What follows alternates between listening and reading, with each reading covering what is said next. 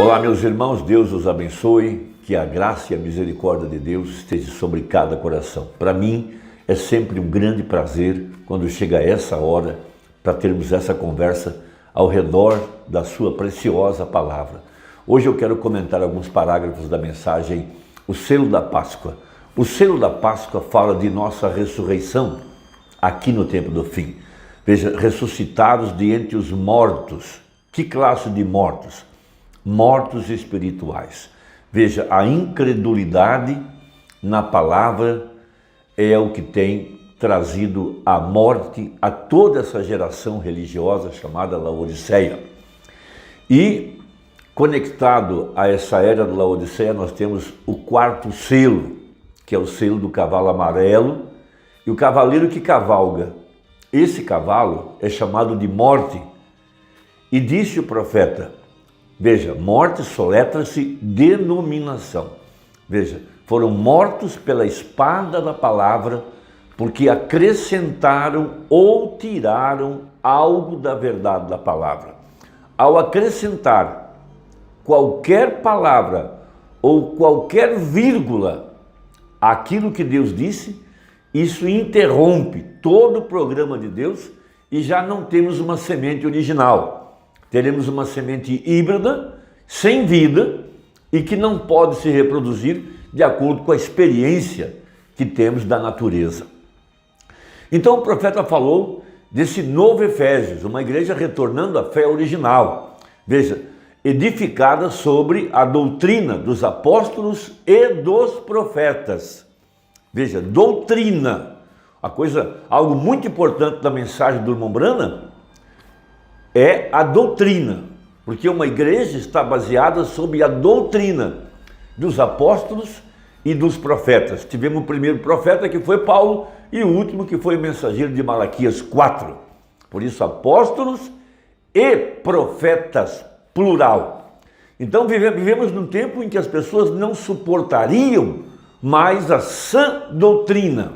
Elas iriam de igreja em igreja, veja, procurando pregadores de acordo com seus próprios, com sua própria forma de crer. Veja, estavam com comichão nos ouvidos, elas querem ouvir coisas boas, coisas motivacionais, frases fabricadas para elevar o ânimo, para levar as pessoas a uma falsa segurança, mas não querem a doutrina. Veja, a palavra original. Então pregou o profeta que haveria uma igreja aqui no tempo do fim, que seria colocada em ordem, em posição, para viver de toda a palavra. Isso está baseado em Efésios capítulo 1, verso 4 e 5.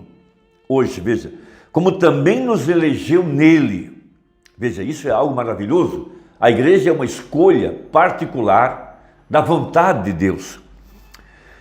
Antes da fundação do mundo, para que fôssemos santos e irrepreensíveis diante dele em caridade, e nos predestinou para filhos de adoção por Jesus Cristo, para si mesmo, segundo o beneplácito da sua vontade. Então, uma igreja que é chamada para ser colocada em ordem, em sua posição, no corpo de Cristo. Veja, para viver, para manifestar, para crer na mensagem da hora, na mensagem do dia, na mensagem para este tempo presente. Então ele fala desse novo Efésios, uma igreja edificada sobre o mistério sétuplo de sua palavra. Foram 7 mensageiros, 7 eras, 7 virtudes. Então ele diz isso na mensagem, um paradoxo, parágrafo 70. Mas temos a promessa, de acordo com Apocalipse 10 e de acordo com Malaquias 4 e São Lucas 17, São Lucas 22 e assim por diante, que tem que vir um Efésios para isso.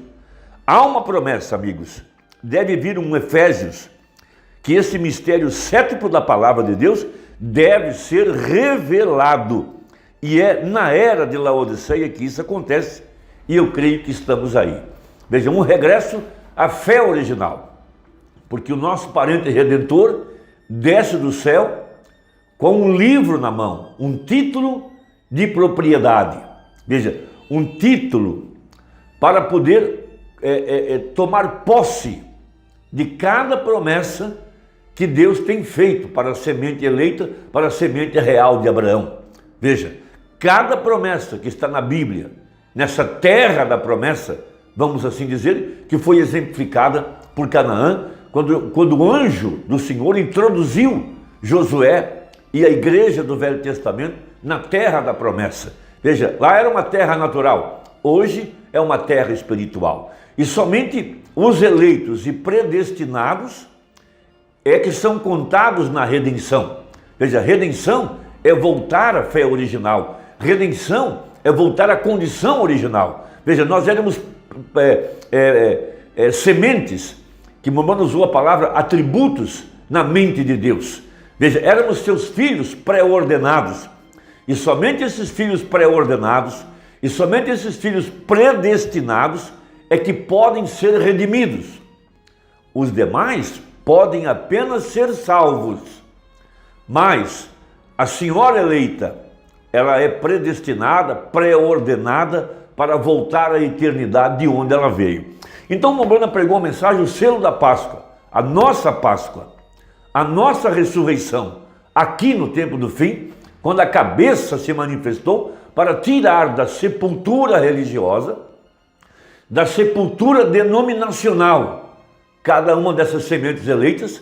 Veja, isso é o que diz Efésios 2, veja, e nos vivificou, estando nós mortos em delitos e pecados, ou seja, na incredulidade de credos, dogmas, tradições, mandamentos humanos e todas essas coisas. Então ele vem aqui, veja, o Logos, a teofania do grande El Shaddai, o Elohim, porque cada um de nós estávamos nele desde a fundação do mundo. Veja, aquela teofania, que temos a fotografia dela, o mesmo que veio Abraão em carne humana, e aqui no tempo do fim, essa teofania, o Espírito Santo, encarnou-se em seu corpo, que é a igreja, porque deveria aparecer aqui a confirmação do pacto que Deus fez à semente real de Abraão em Gênesis 15, quando Deus ordenou que Abraão matasse uma novilha e uma cabra e um cordeiro e colocasse as metades uma defronte da outra,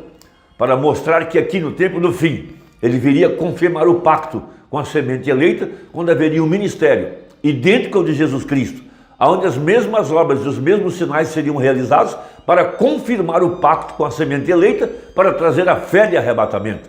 Porque a fé é o título de propriedade. Com a fé restaurada, com a fé pura, inadulterada, nós podemos tomar posse de cada promessa que está na Bíblia. Podemos dizer a uma montanha, levanta-te e planta-te no mar. Podemos ter o poder da palavra falada. Podemos ordenar. E tudo tem que obedecer a nossa voz, porque no princípio nós estávamos nele. E esse título que nós perdemos quando nossos pais desobedeceram e aceitaram a sabedoria de Satanás e se desprenderam de seus privilégios, se desprenderam da vida eterna. Veja, perderam o poder, perderam a autoridade, perderam o controle, perderam o domínio, por descrer em uma palavra.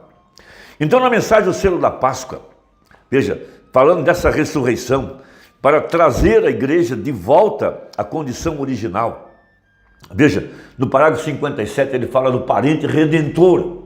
Deus, ele mesmo, se tornou homem, ele se fez nosso irmão, nosso parente, porque a lei requeria um parente. Por isso que o livro de Efésios trata de redenção. E para que haja redenção, teria que haver um parente redentor. Então tudo está conectado a essa figura, Jesus Cristo. Veja, em quem temos a redenção, através do seu sangue. Veja, então diz o profeta,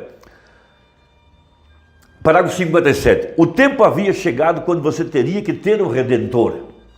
Então, para voltar à eternidade, o nosso parente redentor tinha que se levantar do trono de intercessão e se apoderar do livro de redenção.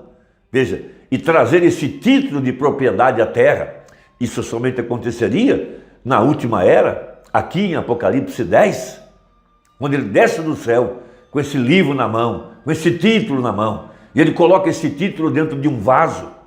Esse título nada mais é do que uma fé pura, uma fé perfeita, que pode conquistar todas as promessas que estão no terreno da palavra de Deus. Veja, o tempo havia chegado quando você teria que ter um redentor. A lei havia fracassado, veja, outras coisas haviam fracassado. Agora isso toma um redentor, e ele era o redentor prometido, e ele foi vivificado pela palavra de Deus. Por isso que é um tempo de graça. Somente a graça é que pode nos pôr na terra da promessa. Somente a graça é o que pode trazer a fé perfeita. Somente a graça é o que pode abrir nosso entendimento. Agora, se aquele mesmo Espírito que estava sobre ele para ser o Redentor naquela era que temos aceitado, agora, a promessa nesses últimos dias do que aconteceria. Veja, se você se tornar parte daquela palavra, você está redimido nele, porque o mesmo Espírito que habita em Cristo está habitando em vós, vivificando sua vida para esta era. Não para viver uma era passada, mas para viver esta era. E isso também nos fins dos tempos vivificará seus corpos mortais, os ressuscitará e os trará outra vez. Isso afasta a tristeza quando olhamos nisso dessa maneira, e essa é a verdade. Em Romanos aqui, Paulo nos provou isso. Se o Espírito que ressuscitou a Jesus dos mortos habita em vós, veja, ele também vivificará vossos corpos mortais. Este é o mesmo Espírito que o levantou, que vivifica o verdadeiro crente para a vida eterna, e o Espírito que levantou a Jesus dos mortos habita no crente, vivifica o crente para a vida eterna. Há somente uma vida, um Espírito, uma vida eterna, e essa é Deus. Deus somente é eterno, e então nós, sendo seus filhos, somos parte dele, isto é, os atributos do seu pensamento.